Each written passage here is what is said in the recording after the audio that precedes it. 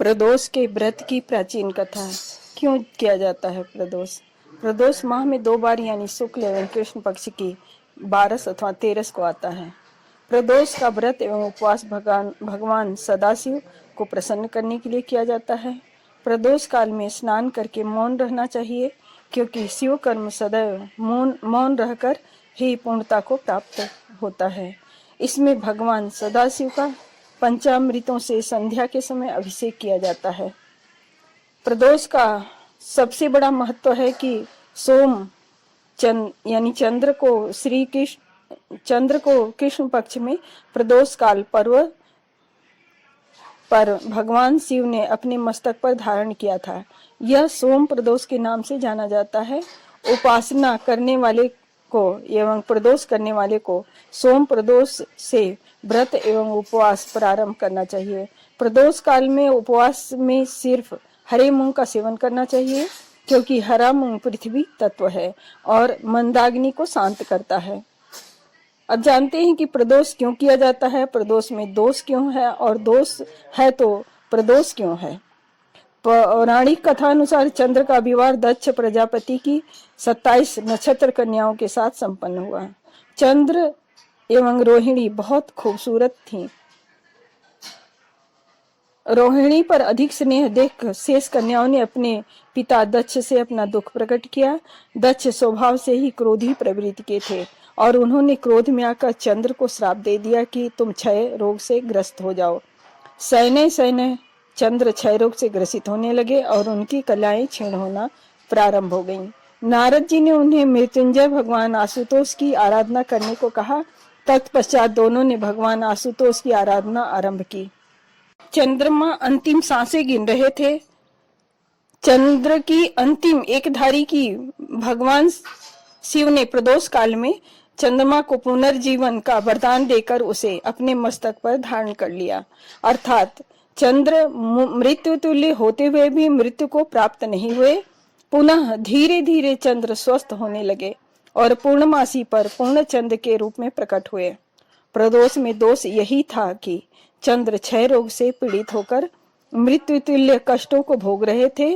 प्रदोष व्रत इसलिए भी किया जाता है कि भगवान शिव ने उस दोष का निवारण कर उन्हें पुनः जीवन प्रदान किया। अतः हमें उस शिव की आराधना करनी चाहिए जिन्होंने मृत्यु को पहुंचे हुए चंद्र को मस्तक पर धारण किया था। सूर्य के मकर राशि में प्रवेश के बाद शिव महारात्रि का आगमन होता है। भगवान शिव पंचमुखी होकर 10 भुजाओं से युक्त हैं एवं पृथ्वी, आकाश और पाताल तीनों लोकों के एकमात्र स्वामी हैं। शिव का रूप ज्योतिर्मय भी है, एक रूप ज्योतिर्मय है, एक रूप भौतिकी शिव के नाम से जाना जाता है, जिसकी हम सभी आराधना करते हैं। ज्योतिर्मय शिव पंच तत्वों से निर्मित हैं। भौतिकी शिव का वैदिक रीति से अभिषेक एवं स्रोतों यानी मंत्रोच्चारण द्वारा स्तवन किया जाता है। ज्योतिर्मय शिव के निकट साधक मौन रहकर अपना कर्म करता है। ज्योतिर्मय शिव तंत्र विज्ञान द्वारा दर्शन देते हैं, बशर्ते साधक को गुरु का पूर्ण मार्गदर्शन हो, क्योंकि तंत्र विज्ञान में शिव का तेज है यानी तीसरा नेत्र। इस विज्ञान को जानने वाले जितने भी हुए हैं, जिन्होंने भी शिव की इस रूप के दर्शन किए हैं, सबने इस ज्ञान को गोपनीय रखा। यह सत्य है कि सत्यान्वेषी मनीषियों ने संपूर्ण ब्रह्मांड के दर्शन कर अपनी व्याख्याओं में अपने अपने अनुभवों को अपनी अपनी भाषाओं में वर्णित कर समाज के सामने जितना प्रकट करना था उतना ही प्रकट किया यानी प्रचार प्रसार किया। तंत्र विज्ञान का वास्तविकता के दर्शन कराता है। इस शास्त्र को गोपनीय रखने के पीछे एक कारण यह भी है कि शिव तत्वों के का संपूर्ण रहस्य उजागर हो जाए तो इसका दुरुपयोग घातक सिद्ध हो सकता है। दर्शन शास्त्र में जब सीधे ईश्वर के दर्शन, उनकी कलाएं सामने आती हैं तो मनुष्य जीवन का वास्तविक अर्थ समझ में आने लगता है।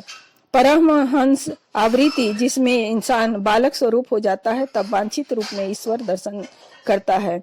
शिव परिवार पंच तत्वों से निर्मित है। तत्वों के आधार पर शिव परिवार के वाहन सुनिश्चित हैं। शिव स्वयं पंचतत्व मिश्रित जल प्रधान है। इनका वाहन नंदी आकाश तत्व की प्रधानता लिए हुए है। हाँ, यह एक विशेष बात यह है कि शिवलिंग के सामने सदैव नंदी देव विराजते हैं और शिव के दर्शन करने से पूर्व नंदी देव के सिंहों के बीच आड़ में से शिव के दर्शन करते हैं, क्योंकि शिव ज्योतिर्मय भी हैं और सीधे दर्शन करने पर उनका तेज सहन नहीं कर सकते। नंदी देव आकाश तत्व हैं, वे शिव के तेज को सहन करने की पूर्ण क्षमता रखते हैं। माता गौरी अग्नि तत्व की प्रधानता लिए हुए हैं, इनका वाहन सिंह अग्नि तत्व है। स्वामी कार्तिकेय वायु तत्व हैं, इनका वाहन मयूर वायु तत्व। श्री गणेश पृथ्वी तत्व, मूषक इनका वाहन पृथ्वी तत्व। भगवान श्री गणेश के बारे में एक विचारणीय बात यह है कि इतने बड़े गणपति जिनका सिर गज का है, एक मूषक पर सवारी। तत्वों से अगर देखें तो मूषक पृथ्वी तत्व है। शिव परिवार का इस समस्त चराचर के स्वामी हैं। इन्हीं की माया एवं कृपा से हम सभी संचालित हैं। शिव पुराण में उल्लेख मिलता है कि शिव के इस अंग से श्री हरि विष्णु, इस अंग से एक अंग से श्री हरि विष्णु, एक अंग से ब्रह्मा जी और शिव के मस्तक रूपी तीसरे नेत्र से महेश। इस प्रकार से इन सबको अपना अपना दायित्व सौंपकर स्वयं भगवान भभूत रमाए ध्यान में रहते हैं। भगवान शिव रिद्धि सिद्धि सुख समृद्धि के दाता हैं। ऐसे शिव को बारंबार प्रणाम है। तो यह थी प्रदोष व्रत की शिव जी की कथा। ओम नमः शिवाय। यदि आपको यह कथा पसंद आए तो कमेंट में हर हर महादेव लिखें, लाइक करें। अगर आप इस चैनल में पहली बार इस कथा को देख रहे हैं, सुन रहे हैं, तो बेल आइकन जरूर दबाएं ताकि आपको नया नोटिफिकेशन तुरंत मिल सके। तो फिर मिलते हैं अगले वीडियो में। हर हर महादेव।